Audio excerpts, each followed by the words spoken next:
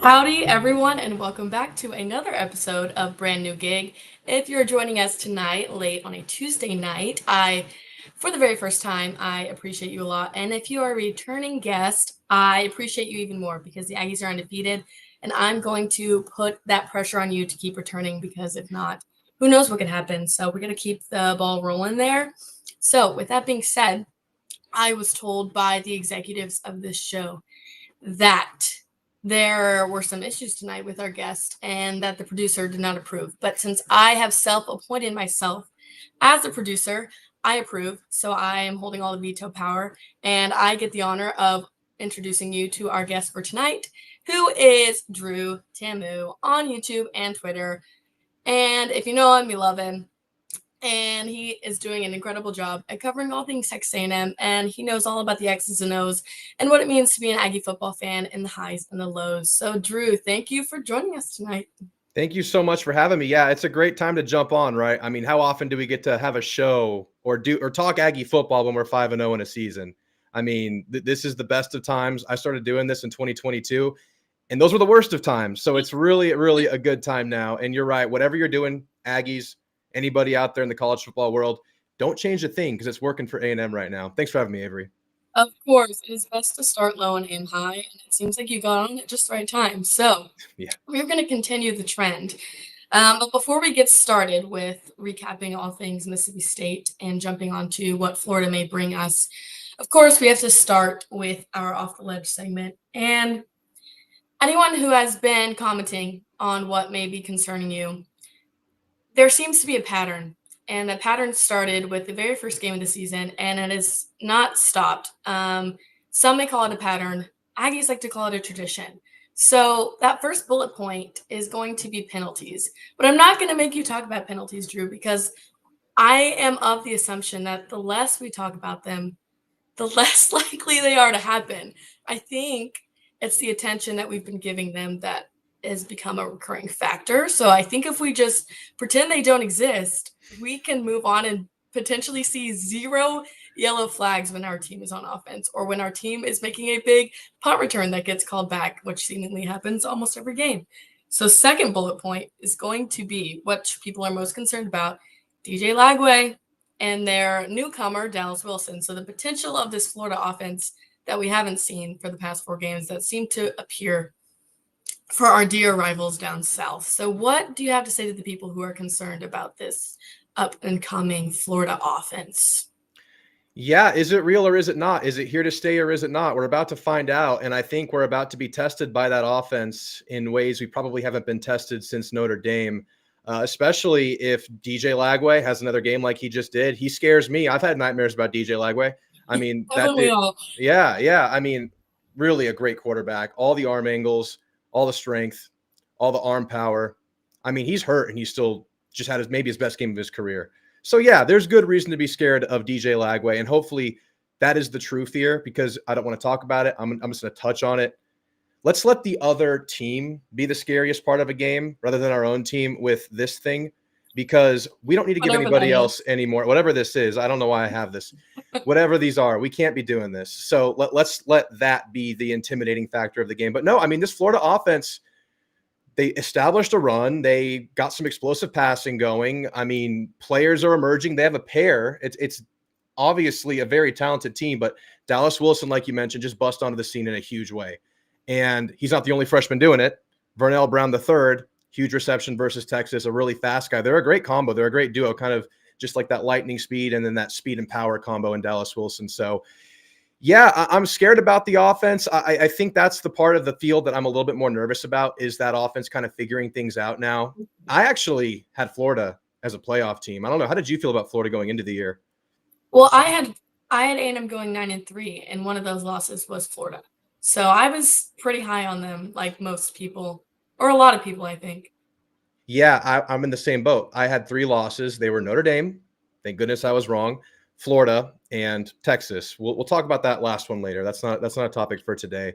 But I actually went back and changed that prediction like week 3 or so. I think it was after probably the South Florida loss for Florida where things kind of changed because it's like Florida had everything on the line this year, right? I mean, it's been Billy Napier on the ledge, on the way out, if you're talking to Florida fans, for like a couple of years now, or at least a year and a half now. And it was like they had to have that game. They had to have it. That was the one that they had to have. They had to start strong because this gauntlet starts for them in the SEC. Everybody knows that their schedule in the kind of flip-flop schedules we've had last year and this year has been brutal. But it was supposed to be the LIU Sharks and then USF, and then they start their slate. They dropped that one. I'm like, okay, maybe Florida's not all that. At that point, I don't think we had seen the A&M defense really emerge. But, obviously Miami's really good. At the time, we thought LSU was about to go on a run, and things have kind of stalled there. But this Texas game, I mean, the door's cracked again for Billy. I mean, come on now. It's insane. It's like this guy will just not go away. The narrative will just not die. It's like he's out. Now he's just kind of fighting back in. And now Back against the wall. Back against the wall again. And it was last week, and he performed coming off of a bye week. So it's going to be tough. It's a very talented team. We heard Elko talk about it, but I think A&M's up for the challenge. I think I'm starting to trust A&M a little bit. And I actually have a question for you. Does the hope that A&M's giving us kind of scare you a little bit? Because I have a lot of hope.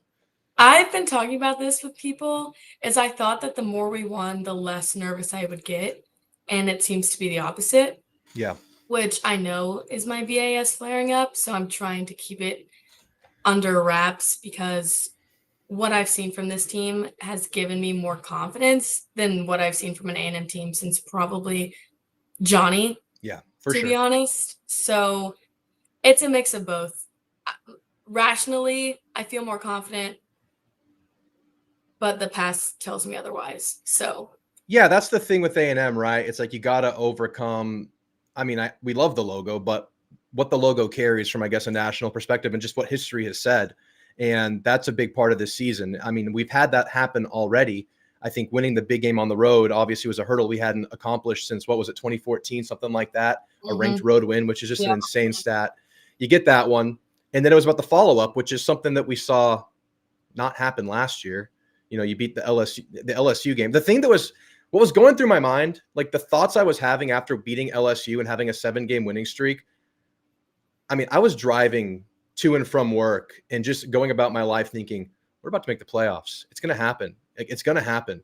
And then going into a bye too, it just felt right. It felt right. It felt like it was going to happen. And then it didn't. And I was worried about that this year because Auburn, not great, but talented. They had things. You got it done. And then the next week, Mississippi State, another talented team. You got it done. So it's kind of curing our BAS like in real time, but it doesn't really go away until it's fully gone. And we're not even half of the season yet. So, of course, it's still lingering there. It's still creeping around. But I would say the BAS battered Aggie syndrome is a little different this year, right? It's not that we're wondering when this hole of the team is going to kill us or this hole. Maybe penalties are one of them. But like the team doesn't have these massive gaping holes that maybe like the receiver core last year, maybe the deep ball last year was destroying us. This year, what's been so great is that A&M has really had an answer for everything that wasn't going well. I think the defense was a big question coming out of Notre Dame, and then you have a good defensive game.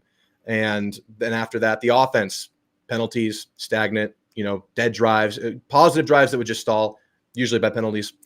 And that lasted for half a game versus Mississippi State, but then kind of remedies itself in the fourth quarter, end of the third quarter there. So it's kind of curing us in real time, but again, it's not going to be gone until it's actually gone.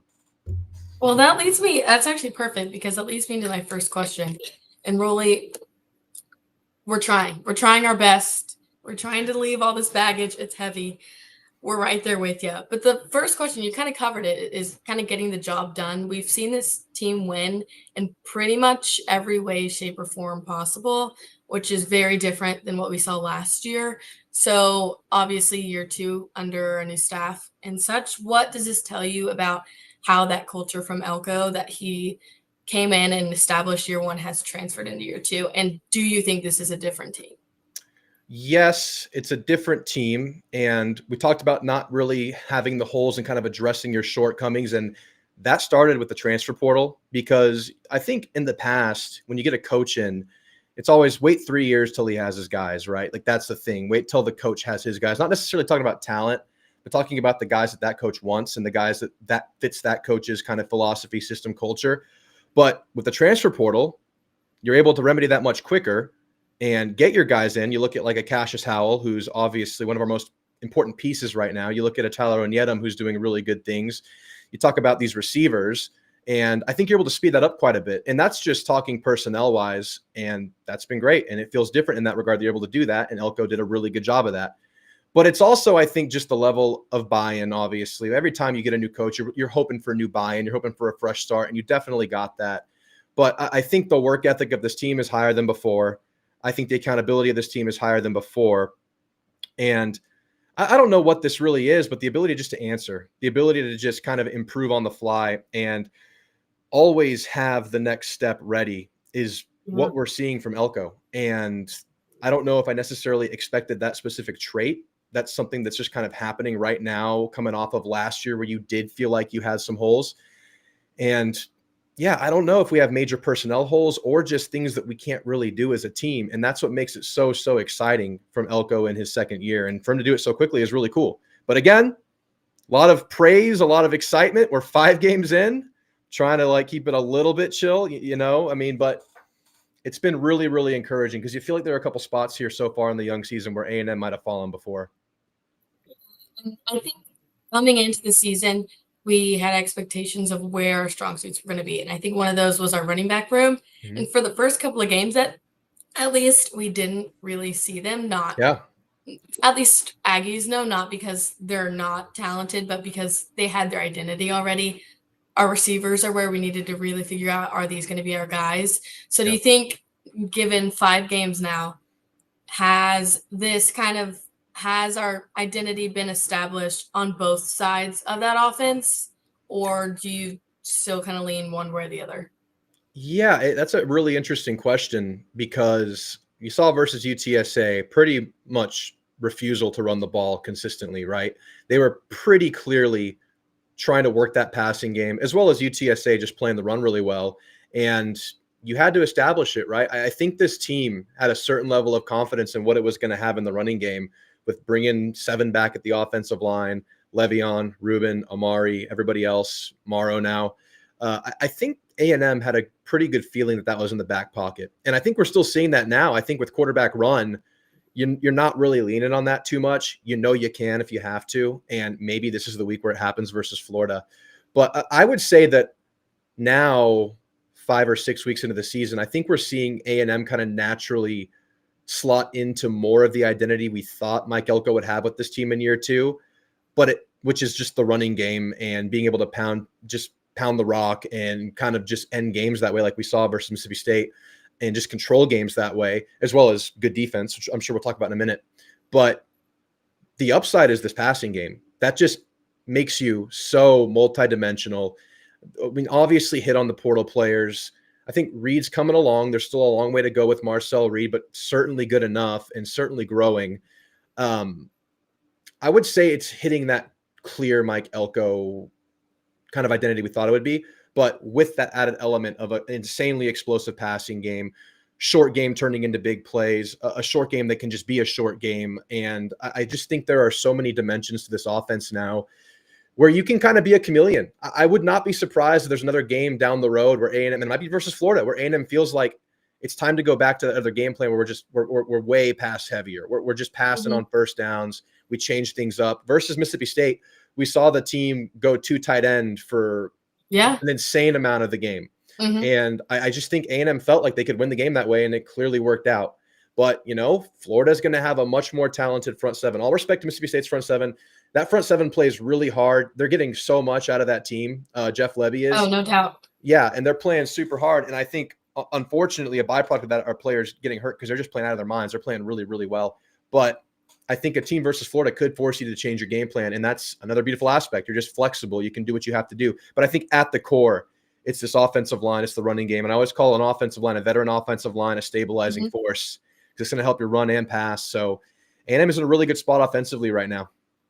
Yeah, and this is kind of brings up a good point. Things I want to talk about is I feel like we're in a very privileged place to be so nitpicky about both sides of the ball. And I think the two biggest things right now are I know going into Mike Elko's presser, he didn't name an offensive lineman of the week, even though our offensive line was graded the highest of week 6, which I mean, you can argue if you want to look at PFF grades or not. But that alongside what Marcel's potential could be, especially on deep ball accuracy.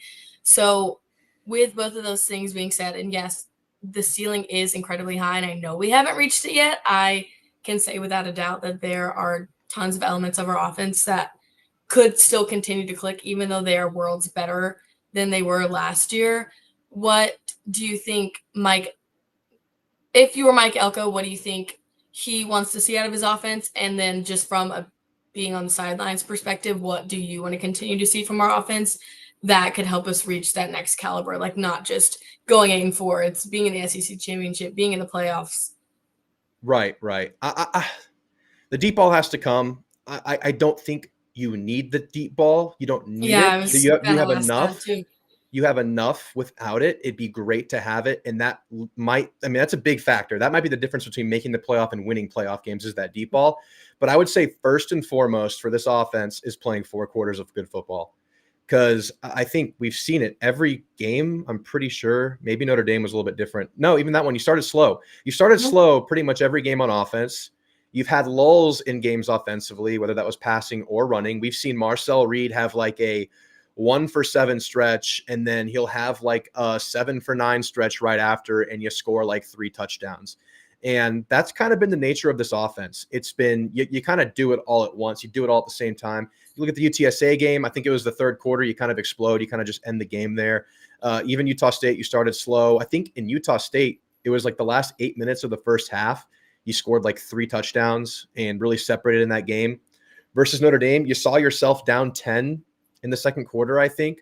And then you explode, take a lead at the half. Then you give the lead back up, and then you score again late.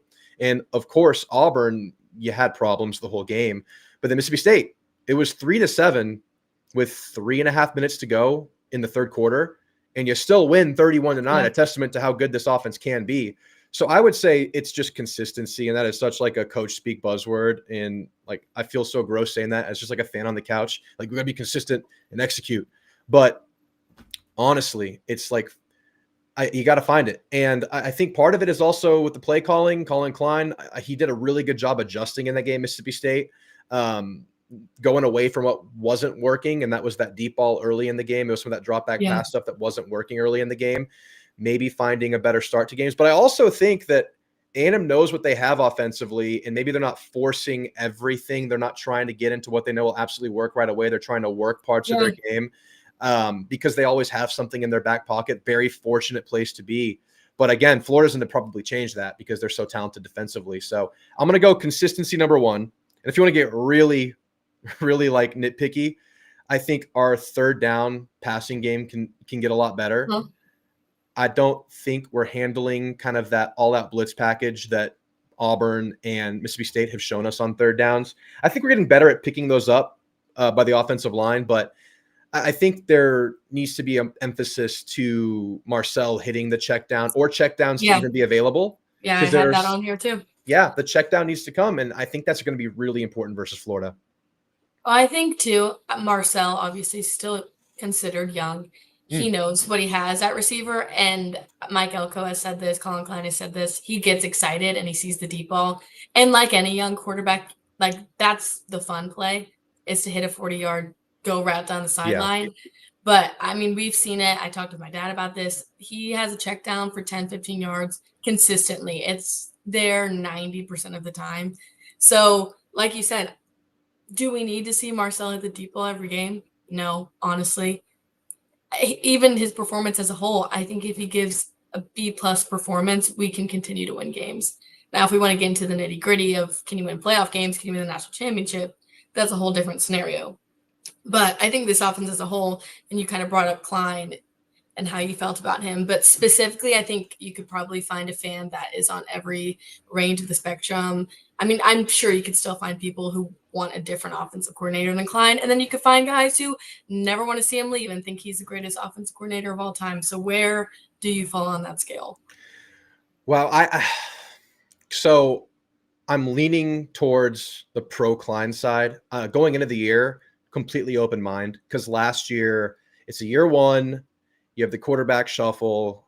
You obviously lack some explosiveness at receiver.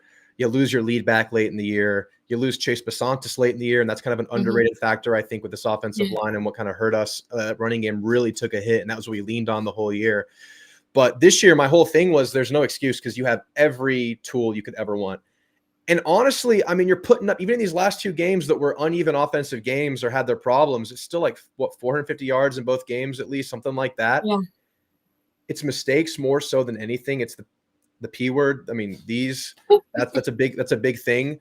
But I think I'm still good with Klein. I think he's a young coach. I think things are going to develop over the course of the year. I haven't seen the offense hold us from winning games yet. I've seen the offense probably perform better than expected a little bit. And I'm with it. I'm with him right now. We saw a big adjustment in this game versus Mississippi State that was really impressive. Let's just see that continue. I want to see the next developments of this offense. I want to see how you approach games when people know you very well, now that your players are well established. For example, that check down. I mean, obviously, his receivers are going to garner a lot of attention now. I think there's another wrinkle to be added in that short game element. I mean, who knows what Florida's going to do? I would estimate they're going to, or I would predict that they're going to do the same third down thing that worked for State and for Auburn, and we're going to have to just figure that out on the fly. I'm with Klein right now. I have no problems with Klein. I don't really have any major complaints right now, but I do need to see the big picture before I give you my definitive answer. But at a moment in time right now, I feel pretty good. How about you? I have never been anti-Klein. I think given the circumstances of what we had in year one and just the fact that it was year one in general, I was not ready to jump ship because you just got to give it more time. I think Aggies are they're very quick to the jump, and I get it. You have high expectations because of the resources that we have. But given that you had a new quarterback coming halfway through the year, you lose a lot of important pieces on your offense, and you're working with a new staff. I mean, that was a playbook probably developed for Connor Weigman, and then you got to change it halfway through the year. So coming into year two, I've seen a much bigger shift because I've seen Marcel gain a lot of confidence, which is what I was going to ask you is how have you seen the mental side of his game improve from year one to year two? But given that he has a more consistent offense to work with, that's probably an understatement. Honestly, I like what I see. Obviously, you can be critical of a screen on fourth down and not punching the ball in on 4th and 1 and whatever you want to do with that. But as a whole, I am pro Klein. Yeah, I'm with you there. And talking about Reed, I think I want to say this before I get into it, that I've always thought he had a really good head on his shoulders because of his parents. I mean, mom's a guidance counselor, dad's a coach. So I think he comes from a really good place to be a quarterback and to be a leader on a team. So I think that's always there for him. But I just think it's his confidence growing. I think it's belief in himself, belief in his teammates, belief in the structure around him. And I think it's just him growing up. For example, the play you were just referencing there, don't really want to talk about it too much, but that one play, he seemed to have a good head about him afterwards. And he talked about it after the game, how he understood the assignment after that was to just milk the clock out. And maybe some other players didn't really understand why we're just kind of pounding the rock and going slow, but leaning on that defense. And I think Reed is kind of starting to understand the big picture here of what his team is trying to accomplish. And that really goes back to his development. And now you're just adding experience to that. So from the day we saw him at Florida last year, kind of just weird full circle moment, but I really liked the way he kind of operated the offense, the way he got us in and out of plays, kind of the pep in his step, just the intangible stuff that he kind of showed in that game. And if you remember early in that game last year, I think there was like a holding on the opening drive. There was maybe a false start or some bad stuff happened early on. And that's when we saw Marcel kind of claw us out of there by himself, and just the poise to just not get down on himself and not get down on the moments of the game, I think is really, really good for Marcel Reed. And I think we're seeing that again this year. For instance, the Mississippi State game. I mean, things went really bad early in that game for him. And it ended pretty well for him. You saw him run a little bit more. You saw him complete some good passes. You saw that first touchdown get us going with KC. That was like a deep comeback route, good ball. And it wasn't perfect, but you just see him get to the next play. And I'm proud to call him our quarterback. I think I come off maybe sometimes a little bit critical of him when I'm getting into like the nitty gritty of it, like the ins and outs of play, I made a video going into the year where I said, I don't really expect him to be like a Heisman contender, but I don't think he has to be. And I think you even mentioned this a few minutes ago. I think with what's around him and the running game and this whole offense, I think he could be like a top 6 SEC quarterback and lead this team to the playoffs. Oh, yeah. And I think that's kind of where he is right now. Yeah, I have a lot of fun anytime I see an A&M related video on TikTok. I love to comment Heis Marcel just for fun. Obviously, is he? It'd be great. I'm not saying I don't want that. It'd be great. Right. I mean, who knows? End of the year, he could totally hit that ceiling and just skyrocket. Again, like we both talked about, is it totally necessary? Probably not. But this is kind of my theory. We both kind of talked about this, is maybe the offense isn't drawing up a lot of design runs for Marcel or using the running backs as much as we possibly could, because we know what that identity is. We know Marcel can run. We know our running backs can find gaps, but the passing game and Marcel's ability in the pocket is what is not lacking, but what we can improve on. So maybe, I don't know how Klein's head space works, but I think we're both kind of in the same boat of he's kind of trying to push Marcel to do what he's not necessarily as comfortable with or what he would want to lean on. Yeah, I totally agree. And I mean, the goal is to play 16 games this year. The goal is to get better over the course of the year. The goal is to be playing your best football late. And right now you're banking those reps. You're making your mistakes now in this home stretch. That's a big factor here, because I think you can get away with a lot more at home with the 12th man that obviously was a huge factor in the game whenever opposing teams have the ball. So you can maybe afford to be a little bit more, I don't know if experimental is the right word, but kind of work on where you're a little bit weaker. And they certainly did that. They were forcing that deep ball early in the game. They wanted to work that. And yeah, there's the fact that we know what we have in Marcel. We know he can run. Quite honestly, he got hit hard a lot versus Utah State and the Notre Dame. I don't know how much more they're wanting to push that right now. They might be just saying, okay, let's just be very careful. And plus, Marcel, one thing he can work at is sliding. I don't think he slides very well. I think he makes me nervous. He makes me very nervous. And I think a big comparison is Jaden Daniels. I don't know if you remember, but when Jaden Daniels was in his Heisman year, he was notorious for just taking big hits and just being okay. And I mean, that's great. And I know there's some comparisons there with Marcel. I don't want to risk it, and I don't want to find out. And I think the coaching staff might be there too, because you have this big road stretch coming up, and things are much tougher on the road. I mean, some of your toughest games are going to be on the road: LSU, Texas, Missouri. Nothing against what we're playing now; these are still tough. But you have Kyle Field, and you're in your kind of comfort zone here. So work on things. Yep, you have it in your back pocket if you need to run. And we saw that late in the game when you kind of had to a little bit versus Mississippi State. Yeah, and I mean, we can get into the Florida game later, but if you just want to compare, say, DJ Lagway and Marcel Reed, I mean, DJ's got like 30 pounds on Marcel, and DJ's pretty shifty like Marcel. I think they're both good dual threat quarterbacks. So DJ is going to probably have more design runs because he can take more hits.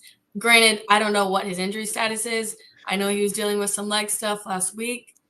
Yeah. So I think he was still limping in the Texas game. So I don't know. I don't know how it's going to look this week. I read today that he's practicing all week, which he hasn't necessarily done every week this year. So I think they're probably in a similar boat. Of course, I totally agree with you. He can definitely take more of a hit than Marcel just by the nature of his build. But to compare him, I mean, I would say that you probably feel a bit more comfortable with Lagway taking hits. But with the ankle or whatever, the hamstring, I don't know exactly what it is. I don't know. I don't know if they're going to be willing to do that. Right. And before we get into the Florida game, one more aspect of the Mississippi State game that I want to cover. Obviously, this has been a trend over the past two games is our defense and the shift that we've taken from Notre Dame is letting Notre Dame hang 41 on you and then giving your opponents a combined 19 points. And SEC play is a very drastic shift. Yeah. So two-part of there, one, what have you seen that has defined that shift? And then two, if you were going to be nitpicky again, where would you kind of hope to see that ceiling rise a little bit? Yeah, there's a couple of goods. I think the first one is just straight up tackling. That has been so much better.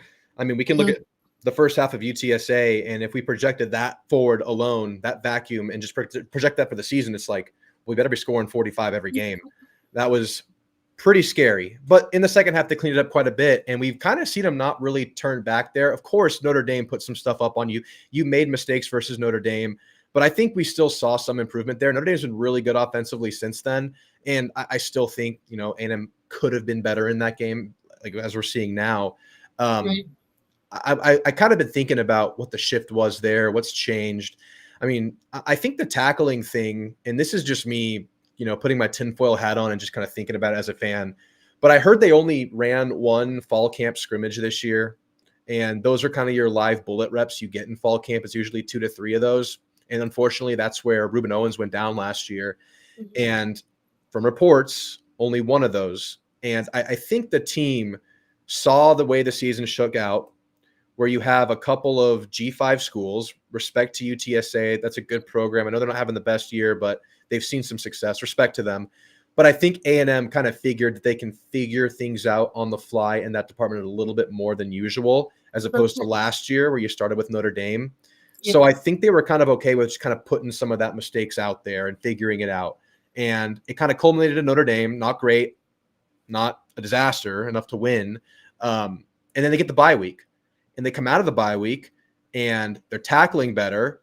They're much more disciplined. They're much more gap sound. I think a lot of times in those early games, you saw like a safety just go kind of balls to the wall, like right to the ball carrier, not really focusing on their gap assignments so much, not kind of working as a web or a network and disallowing kind of bounces or cutbacks. And I think we're just playing much better together. That's one big factor. And then another thing, Cassius Howell's freaking dominating. He's like a game changer by himself. I mean, it's a big comparison, but it's like Myles Garrett impact right now. And you didn't the best 2 offensive lines you'll see all year, but just how thoroughly you've been able to control offenses at the line of scrimmage, how you're putting quarterbacks on a clock, how you're just getting hands on quarterbacks and contacting them. You are disallowing any kind of passing game to get going consistently. And you can talk about the issues that Auburn has offensively. Sure, that's there. You can talk about the O-line injuries that Mississippi State has. That's there. But A&M is more than took care of business with their defensive line against those teams. And that alone is a game changer, because those are the guys that can immediately impact every single play. So you're seeing a bunch of things happen. It's the development of this D-line, maybe a little bit of a better assignment than I think Notre Dame might be the best O-line we'll see all year. It's going well for A&M right now, having gone through that and now this, and then just discipline and tackling. It's all going really well. And credit to Sanford, credit to Dalton Brooks. These are guys who are probably in rotational roles right now. Sanford wasn't really playing much before he had to play versus Notre Dame. And both these guys were awesome versus Mississippi State. I mean, Sanford might have been second most impactful player on defense last game next to Cassius Howell. We're just getting really good individual and team efforts from this defense right now. But again, we'll talk about him soon. Florida's going to present new challenges, more talent. It's a real test.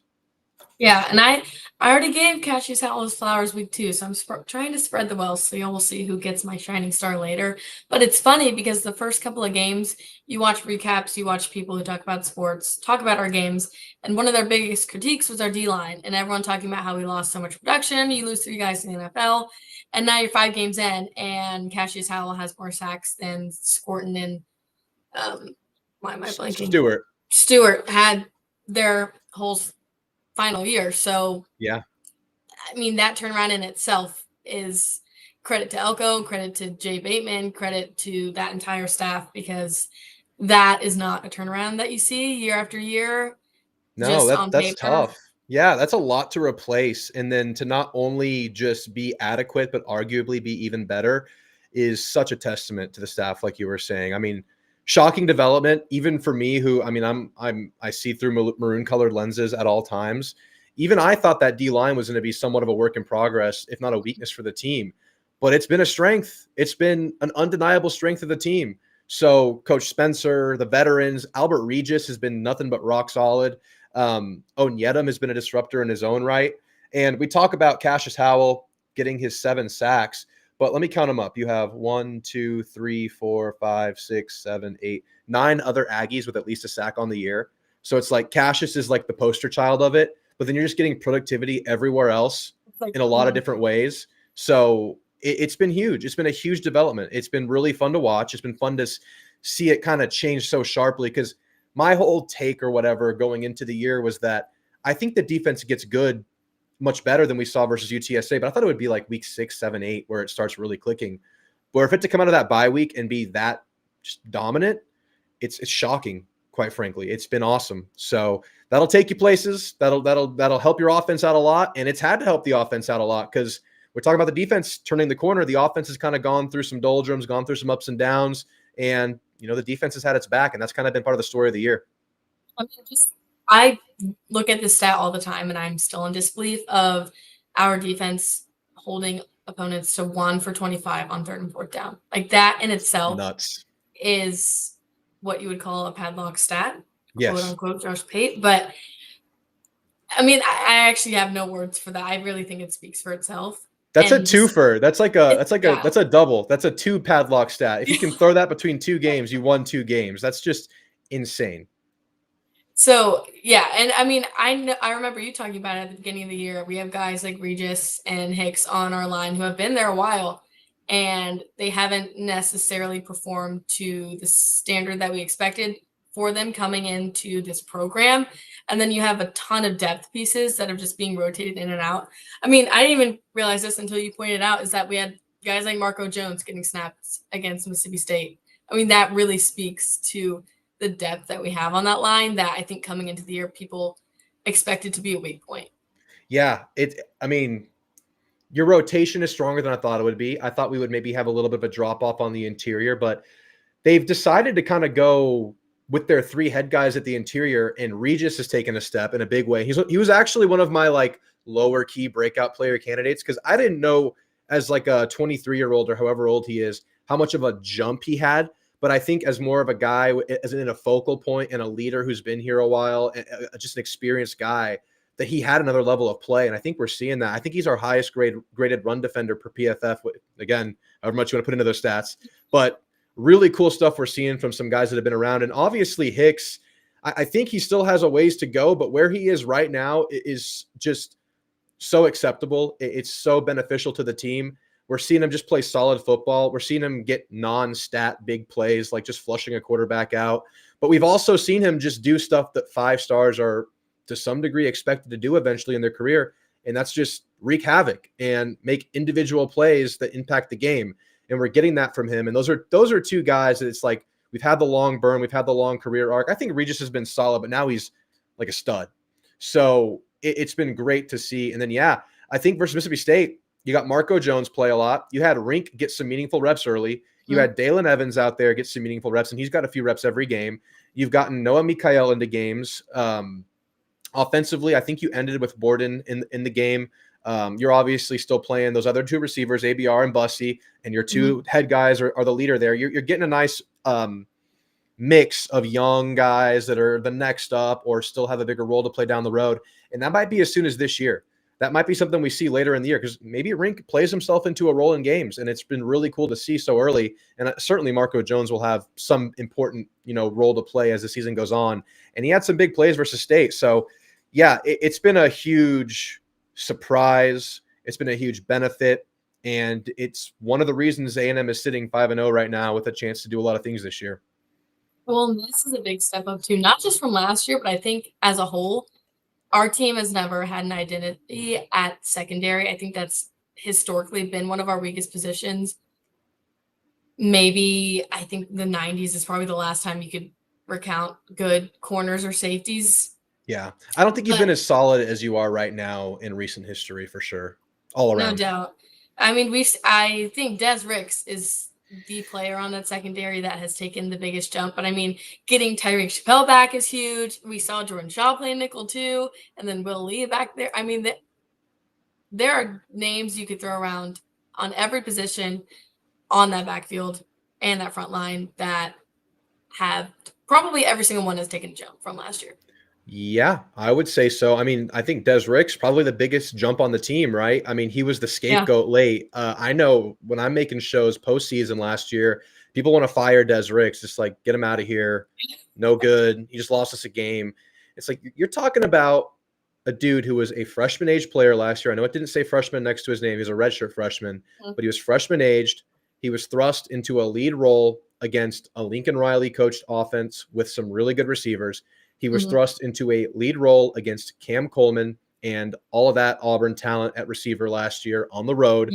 And he got burned those 2 games. But I think ideally, when you're more than 1 year, more than just your first year into a program, you don't have freshman corners out there, no matter how talented, in that lead role. That is not something that is sustainable to success. But now we're seeing those moments pay dividends for a guy like Des Ricks. He's been through it. He went through the hardships, and look at him now. And you got to add the factor that they brought Julio Humphrey in, who's not having a big role on this team right now. He is great depth to have, but he pushed Des Ricks. I mean, Des Ricks knows how he performed late in the year. He sees this guy come in from Georgia who was able to play and start on a very talented Georgia team. And it's like, I got to get this together right now. This is my moment. This is where I prove that I am a pro caliber corner. And he has done that. And the thing is, you still have Will Lee on the other side. And I think Will Lee's done nothing but get better every game. Chappelle is like a 7th, 8th, 9th year player, and your safeties are playing really well now. And that was kind of a weakness early in the year, and you lost one of them. So, I mean, where are the holes right now? You don't really see them. To be fair, I mean, again, you're dominating up front. You haven't been fully attacked, I would say, in the secondary just yet. But from what we've seen, it's really, really encouraging for whenever you go up against an offensive line that can maybe hold their own a little bit better. I'm really curious. I can't wait to see that test because I think they're playing so well. Yeah. I mean, I would say Auburn was probably our biggest test just because of the pieces they had at receiver and what we saw our A&M team do last year against them. But all this praise on this defense. Obviously, you have Florida coming off a big win against a team from down south. So it's a very different offense than we might have expected coming out of that USF game. And we heard DJ Lagway say before the Texas game that the offense is going to pop. It's going to happen, so just be ready when it does. Now, what do you expect? Two-parter again. What do you expect to see from that Florida offense? And then what does this defense need to do to ensure that that is just a one-off game instead of a consistent pattern that kind of opens the door for them to go on that streak? Yeah, and if we're looking at both sides of the ball for Florida, I really respect their defense. It's probably the best defense we'll have seen all year. I think. Yeah. I think it's up there with Notre Dame's, if not better. But their offensive emergence is truly what scares me in the game because they were supposed to be that good. What we saw versus Texas is what they were supposed to be. And it became a surprise because we saw them very much down in a few games in a row this year, including South Florida. But the big change, really two things, was, first of all, DJ Lagway didn't throw 5 picks, which he did versus LSU. And that might help. Believe it or not, that actually hurts your chances in a game. Did a lot better. Maybe the best Lagway game yet. Right, and Florida still held them to 20, surprisingly. Exactly. So that's still there. And then the offensive line's playing a lot better. I think that was probably the biggest negative surprise on the year so far. Unable to establish a run, unable to protect the quarterback at a high level. DJ Lagway was running around a lot versus LSU. And versus Texas, coming out of a bye week, just like what happened to our defense, the offensive line played so well against Texas. And I don't know, maybe in this Aggie corner of the internet, we'll call Texas overrated on defense, wherever you want to go with that. That is a talented defense that Florida just did really well against. They have bodies, they have dudes. Right now, we want to believe that A&M's defense is better, but that was a real test that Florida just passed in a big way. So if that is able to travel, and I don't know if you're aware of Billy Napier's road schedule. I looked it up before I jumped on this video with you. 4-11? Something like that. Yeah, right around there. It's been bad on the road. One of their wins is versus A&M in 2022. We won't talk about that. But that's Jimbo. That's in the past. That's Jimbo, and we had the flu or something or COVID. I don't know. That was a game where we were really sick. If they play the same game they played versus Texas, it's going to be a dogfight. It's going to be a really good game because that O-line was supposed to be what we saw last week. It's a veteran group. Mm-hmm. They brought 4 starters back. They have talent. They have size. They have everything there. They have the quarterback. I think their offensive style is very similar to A&M, a lot of 3 receiver, a lot of 12 personnel. You're going to see them use the run to set up the pass like we saw in the game. I think they just ran, and then Texas started playing the run, and they started the deep pass. The deep pass came, some RPOs came, some play action came, and it's going to be a real test. It terrifies me. I believe in this defense, but this is the defense's time to prove it. This is where they can show that they can go up against any offense in the country, any level of talent in the trenches. that they are truly good to go against this level of opposition. So I'm looking at that O-line. I'm looking at how we handle that there. I have some level of faith that we're just talking about these DBs going up against their receivers. They're really freaking talented, especially those two freshmen. But I love our corners. I like them a lot. I feel like we had a really good test against Auburn, and I know a lot of that issue stemmed from the quarterback, but there was some that he missed. Not a lot. Not as much as Auburn fans will tell you. Those corners played really well. So it really comes down to the offensive line. And then Lagway just, he's hurt. He's not running around. He's not able to kind of escape the pocket like he was before. And we saw it early in the game, and he was coming up hobbled when he did it. But what he's able to do is just sit in that pocket, be protected really well like he was against Texas. I think only 9 pressures in the game against a really talented Texas team. He has all the arm angles. He can throw around pressure. Oh, yeah. He can get it out on a dart. I'm sure you've seen some of like the shortstop looking pass. It's crazy. It's crazy. He's that talented. So I'm leaning on the 12th man here. I'm leaning on this A&M defense to really prove what they have shown versus two teams that we feel like they should have handled, and they did to an even higher level. It's a big test. It's a big test because I do think Florida is going to bring something closer to that than what they had shown in the previous games. I believe we're in for that, something close to what we saw versus Texas. Well, I think what we saw against Texas, I think everyone wants to say it's an exception to the team that this Florida team is. Yeah. But I like that we are getting a Florida team who is coming off a hot streak, because I think our past 2 SEC games have both been called trap games, which I understand. Texas A&M on paper is a better team, and I would probably say the same for Florida. But for this Florida team to be coming in so hot, I think not that our guys would overlook it, but just from a fan standpoint and a general overview of what you expect from this game, I like that it is touted as a much closer game than we anticipated, I think, a few weeks ago. Yeah, it's kind of good for the team, I think, maybe subconsciously, psychologically, that they just saw that team beat our rival, a top 10 team, the week before. We're not the ones that are going to be surprised by that. That's good. I don't think we're the ones that are expected to be the first to get that level of opposition from Florida. I think this team is aware of what they can do. There's no okay, we're letting up a little bit, even if it's not active thinking, like just subconscious human nature. That shouldn't happen. They just saw it. They just saw it real time. So I'm with you there. I think that's a really good point here. I think that's a really good factor here, and I think that helps this team. Again, I think this team's in a really good place to take everything head on based on what happened last year and how many players you had coming back, but this just adds to that.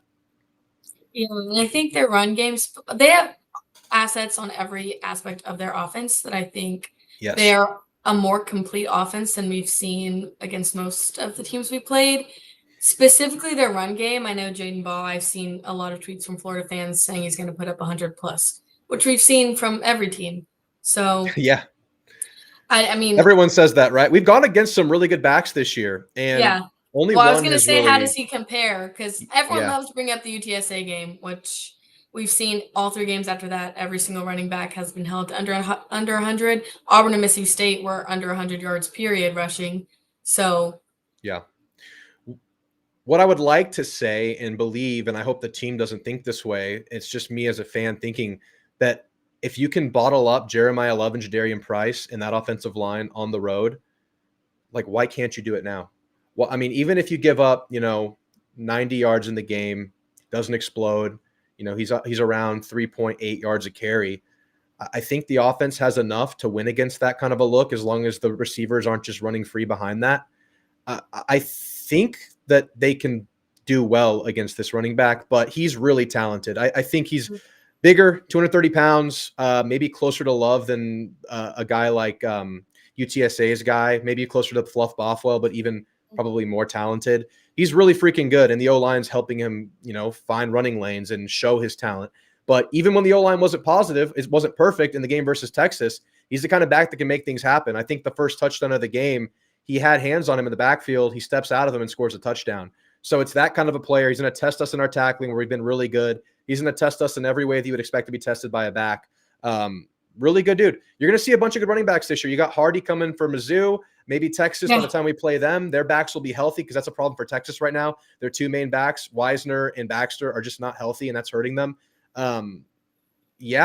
It's another tough one. It's another one that's going to test us, but we've seen him get better and better in this regard. So again, it's just like a great test for A&M. It's a great way to stamp in what you really are before you leave Kyle Field for a month. Well, and I think too, the Florida mindset has shifted on a dime. I mean, of course, you watch a game like that, and you all of a sudden see the ceiling shoot up. Which, from a Yeah. Florida perspective, you have tons of athletes all over the field. They know that this is an underperformance up until this point. I'm kind of throwing in some tweets I've been bookmarking over the week, but I saw a tweet that said, if Notre Dame can put up 40 on A&M, why can't we? Yeah. Yeah. We'll see. I also saw one that said, UTSA ran for over 200 yards against them, or UTSA's back ran for over 200 yards against them. I feel like I've heard that one before the last couple of weeks. I feel like I've heard that. So again, it's just like, keep proving it, A&M. You've shown it before. Do it again. But again, scary offensive line. I love our D-line. I hope we can go back to those bookmarks. I know you keep a file. I don't keep my files of bookmarks super organized. I'll come back to them like a year later. I'll come back to them like when I'll be laying in bed about to fall asleep, like, oh, yeah, the bookmark in there I need to go back to. And I have faith in you to go back and really tell them what's up if it goes the right way.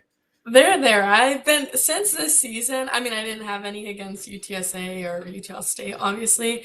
But after Notre Dame, I was like, okay, I think we can start keeping tabs on what people are saying. And what was his name? There's a Mississippi State guy. I have it in here somewhere. It's not the guy that disappeared, was it? Jordan something. He disappeared. Jordan Berkeley. That's the one that disappeared, right? Like he Yeah. talked a bunch of mess, and then we just didn't see him for a week. Tweet after tweet. I bookmarked 5 different things, I think, over the span of 2 days. And then he ghosted us. He came back today. I saw this. He came back today. He liked my tweet today. That's how I remember. It turns out he's just ride or die. They're winning out. That's what he says. They're winning out. They're not losing again. And here's some good news for Mississippi State. Fluff Bothwell got hurt. He's going to be okay. So maybe they will win out. I don't know. Yeah, which is great. I didn't even realize he had gotten hurt. I was at the game, and I just saw our defensive player flexing, and then next thing you know, I realized he's on the ground. That's kind of sad. Yeah, he emoted, and then he was down. But he's okay, so we can laugh about it now. How was the atmosphere? I didn't go to the game, obviously. I was screaming, and my neighbors hated it. Oh my gosh. I mean, obviously I'm biased. I love Kyle Field. I think it is the greatest place on earth. There is without a doubt that the 12th man makes a severe impact. I mean, I was watching Cole Kubelik's kind of film review today, and because he was at the game, and he said Neyland is probably the loudest stadium he's been to, but Kyle was really testing it. Yeah, and you've been going to games for years, right? Like you've been an Aggie. I've seen you post pictures like you have like a picture with Evans or something with Mike Evans when you were a wee child. Like you know those kids that you see, the little babies with the headphones that shouldn't even be out in public? Yeah, that was me. Like nice. I have been there. Like I was there when they had the swirly towers. I was there when Kyle Field exploded. Yeah. So I've been there, and especially this culture that Elko is building, where he's not afraid to kind of break away from tradition. Like the blackout game in itself is something that never would have happened 5 years ago. Yeah. And I think new Army, old Army, whatever, if you want to get into the nitty gritty, but I think most people have bought in, and it makes things more exciting. You have a DJ in your field, Mo Bamba, obviously. Like he's ours now. Factors, yeah, tons of factors, and that crowd was never silent. Like they showed up, and I mean that is probably a testament to why we are 1 for 25 on 3rd and 4th down. It has to affect third downs. It has to. The offensive line communicating against A&M's blitz look, and they're pretty simplistic with what they're showing on 3rd downs this year. They're really only kind of consistently showing 5. When Elko was here last time on like their 3rd down blitz look, where you don't know who's rushing, you don't know who's dropping back to pass, he was bringing like 7 guys up to the line of scrimmage. Just another testament to this defense. He's usually doing that with 5 right now, and it is still getting through. But add Kyle Field to that, add that loud element to offensive linemen. I never had to play in a stadium like that, obviously. I mean, that's got to be hell. That's got to be so difficult. But I wanted to ask you, I mean, I heard him talk really highly about it. Of the games you've been to over your years, where did that one stack up? Because I'm watching on TV, and like the commentators were commenting on it. It was super loud. It seemed like that game against Mississippi State, an unranked team, a non-rival team at home, was one of the loudest I've seen from afar. Like it compared to maybe LSU last year is probably number 1, but this seemed like in recent history right there with it. I think in terms of crowd pops, Alabama 2021 was the loudest I've been to. Yeah. In terms of overall, I think the Bama 2021 wasn't as loud because for the first half of the game, most of the people expected us to just hopefully stay in it. It Yeah, we had wasn't lost 2 expecting us already. yeah. I'm pretty sure that wasn't App State year, but it was a rough year. We had lost to Arkansas with Mississippi the State in Mississippi State Arkansas. at home, just a dull Mhm. game. I remember the Arkansas game is the game where like the ball bounced off of the center's helmet or something. Yeah. And it was quiet, but then it's like, are we in this? And the loudest moment was the A-Chain return. That was like the loudest it's ever Oh, been. that rings through my head probably on a weekly basis. I Yeah. love that play. But honestly, I think this could arguably be at the top because even LSU last year, I think the first half was so slow and we didn't have as much faith as we might have this year that it wasn't as loud.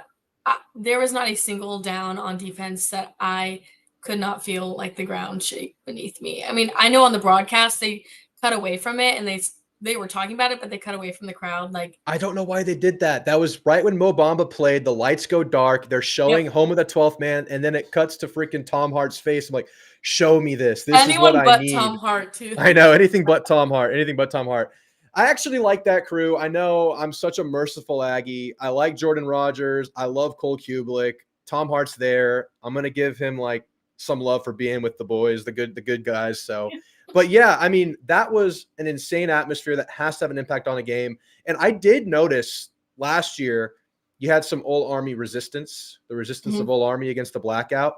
There were still some this year, but it felt like it certainly dwindled down a little bit after having already gone through it last year. And it's like, all right, this is a tradition, but we're going to do it.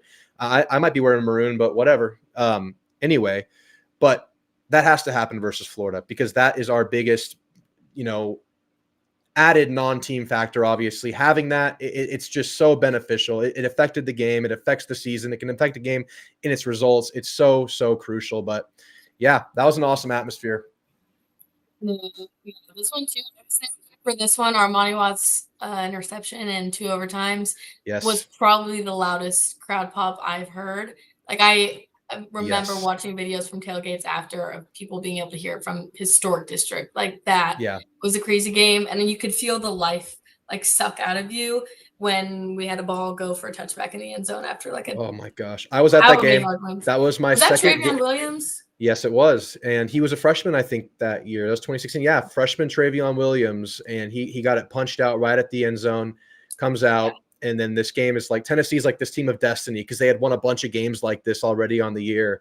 And the little thing called Alvin Kamara was happening in real time for the first time off the bench. And it was an insane game. That was my second game as an Aggie to be in the student section. The first one was 50,000. And that one, the first 7 games of 2016 are so special to me. The last 5 don't matter to me though. I don't remember the last 5. You think it's a trauma response, Yeah, honestly. I'm definitely suppressing some memories there. I actually went to Tuscaloosa that year for that game, and that's when it all went downhill. Well, it's funny because that year people have been bringing up a lot because that was the last time we started 5-0 now. I mean, we Yeah. went 6-0 and then it all kind of went off the rails. But again, BAS, everyone loves to reference that year and say, just wait to see what's coming. And I get it. I mean, you can't speak to the rest of the year, but I don't hate to say that this team might be different. Again, Florida at home, night game, throwback jerseys, always fun. Yeah. I do not expect the 12th man to fall short. I think they always show up, and that will not be an issue. It's just what Florida team do we see? That's probably the biggest variance piece in the game. It's like which Florida team shows up because I think we trust this team. Oh, it's scary just saying that. I think we trust A&M. That It's scares the scary. crap out of me. It's just so uncomfortable. It's so unusual. It's so different, but it's great.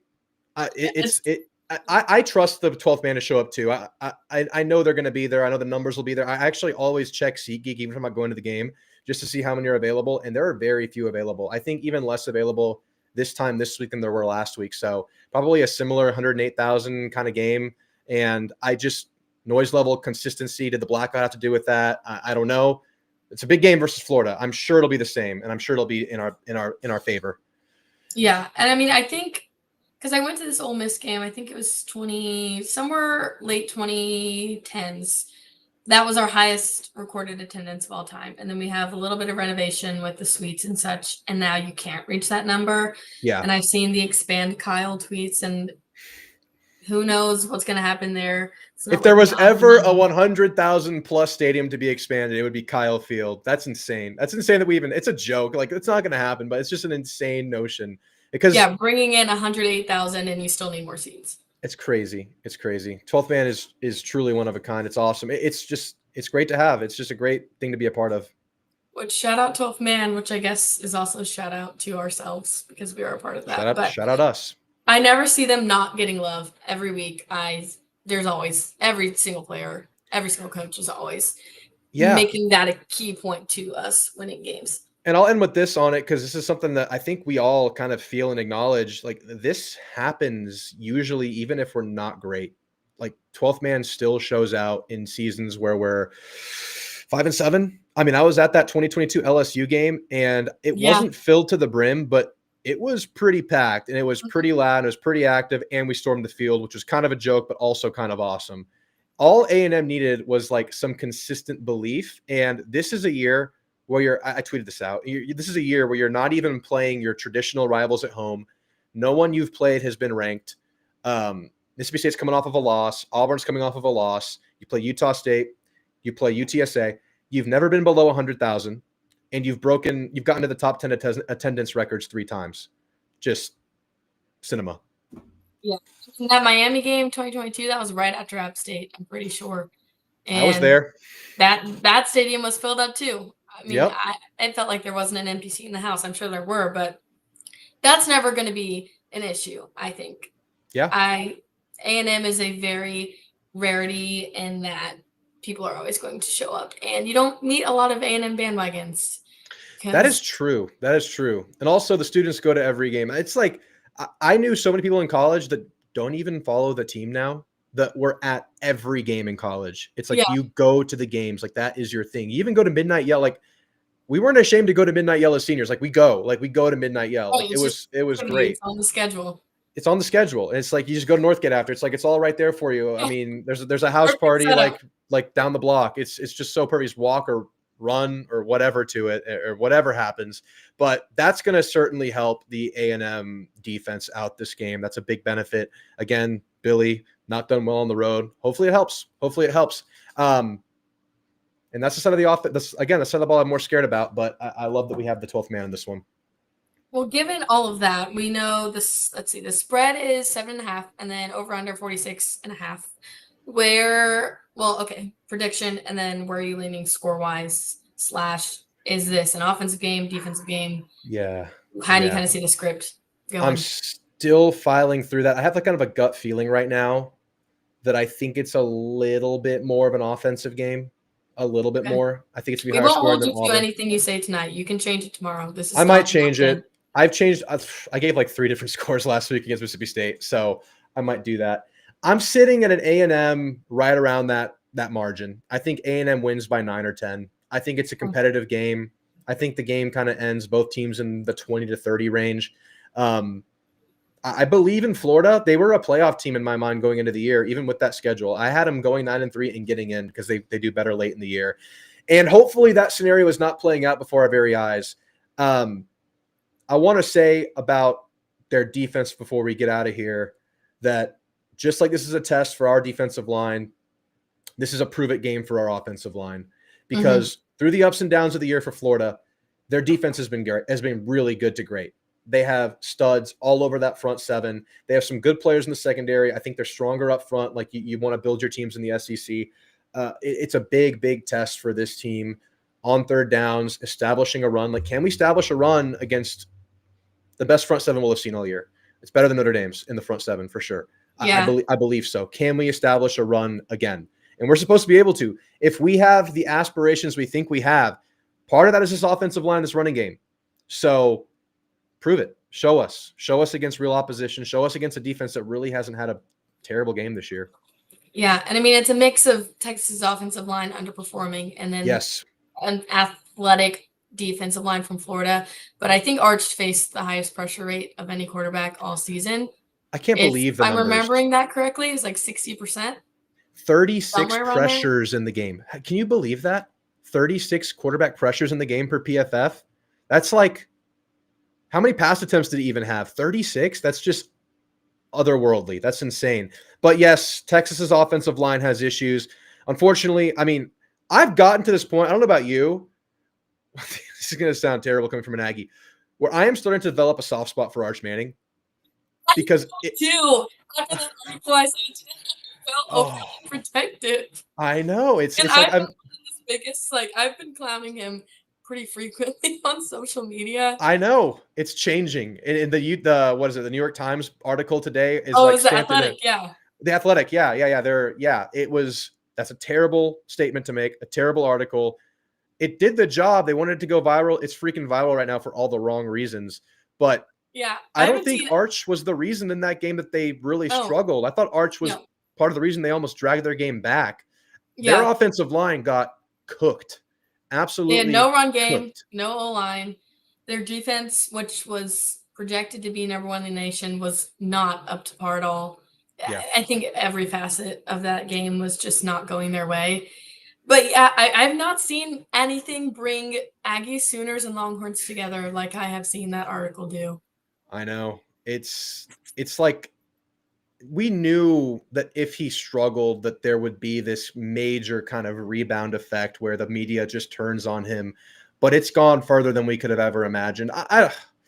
It was always overhyped, right? There was always too much hype for any player. No one was ever going to live up to that hype. That was always going to be an impossible bar. There was always going to be scrutiny.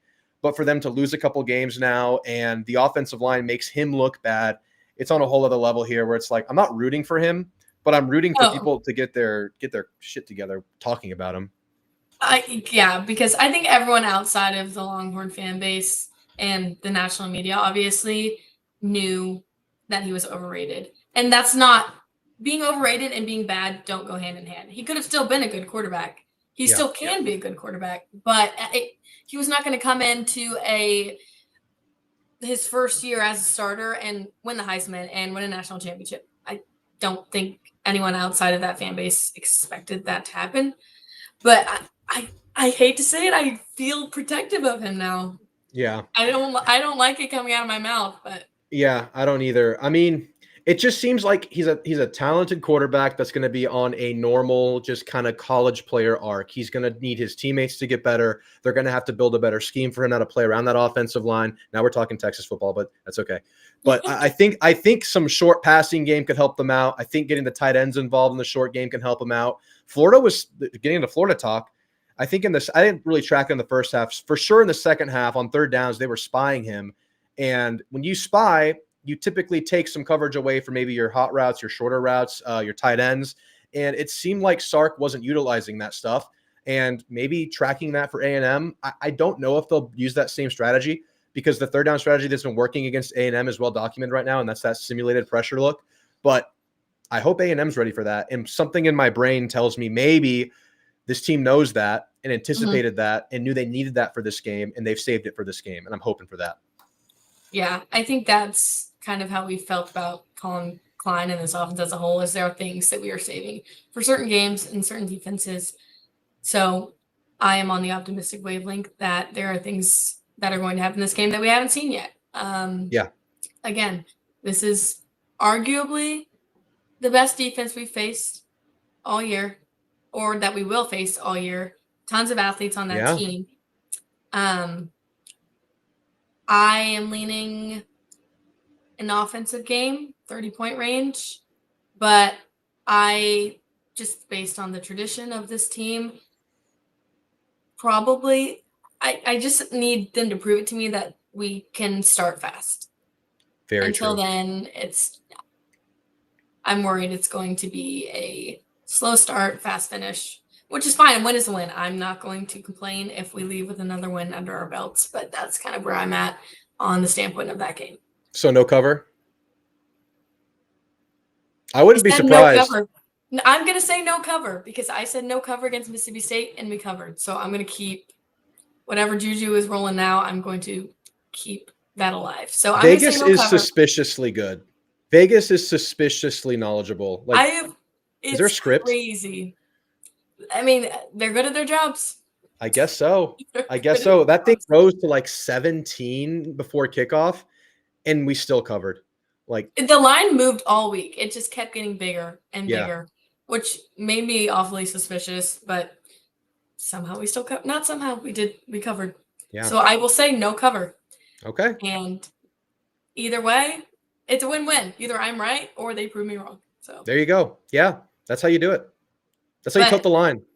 yep. And we're going to go back to what we said earlier. I said he was going to get his flowers today. Our shining star of the week, Damian Sanford. Sanford. Yes, well deserved. What a stud. It's What just a stud. okay. So every year, it's one of the things I have the most fun with is like kind of looking at breakout candidates and seeing who pops and seeing which player takes that leap.